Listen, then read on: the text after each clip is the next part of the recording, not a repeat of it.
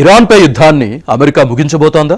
అణు ఒప్పందం మాట వదిలేసి హర్మూజ్ జలసంధిని పూర్తిగా తెరిస్తే సరిపోతుందని అమెరికా ప్రకటించబోతోందా? ఇందుకోసం సుదీర్ఘ కసరత్తు జరిగిందా? అయినా ఇరాన్ దారికి వచ్చే అవకాశాలు లేవా? ఇంతకీ ఆ దేశ డిమాండ్లేంటి?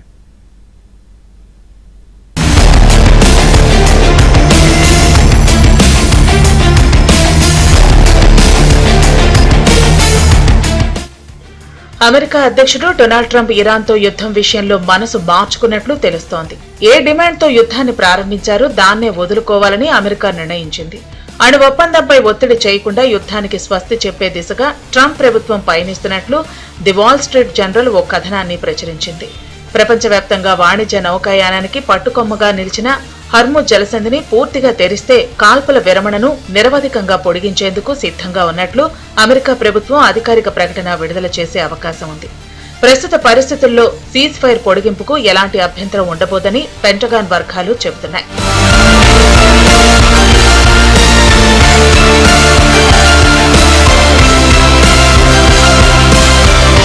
అమెరికా అధ్యక్షుడు ట్రంప్ కొన్ని వారాల పాటు ఈ అంశంపై పెంటగాన్ అధికారులతో చర్చించారు.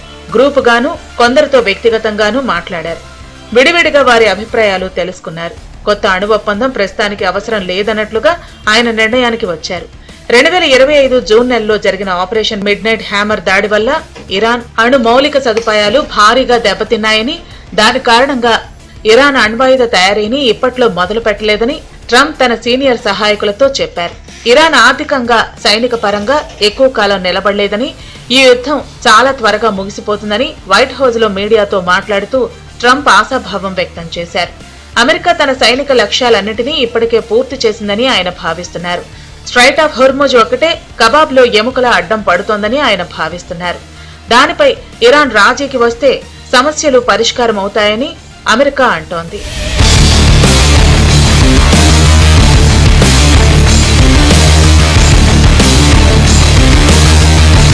ఇరాన్ మాత్రం అంత సులభంగా దారికి వచ్చే అవకాశాలే కనిపించడం లేదు. ఎక్కడైనా బావా అను కానీ హుర్ముజ్ దగ్గర మాత్రం కుదరదని తెగేసి చెబుతోంది.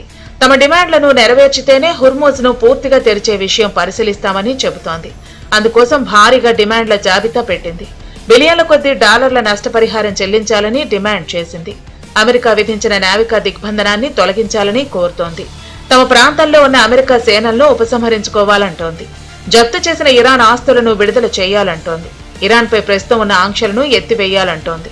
యుద్ధాన్ని శాశ్వతంగా ముగించే వరకు హుర్ముజ్ ను తెరవబోమని ఖరాఖండిగా ప్రకటించేస్తోంది.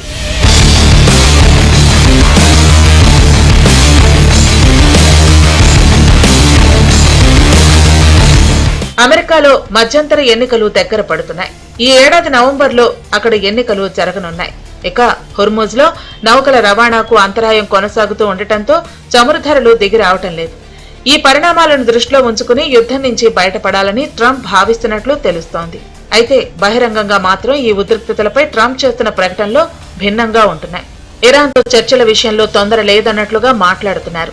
ఇరాన్ దగ్గర నగదు నిల్వలు నిండుకున్నాయని, ఆ దేశ ఆర్థిక వ్యవస్థ త్వరలో కుప్పకూలుతుందని ప్రకటిస్తున్నారు.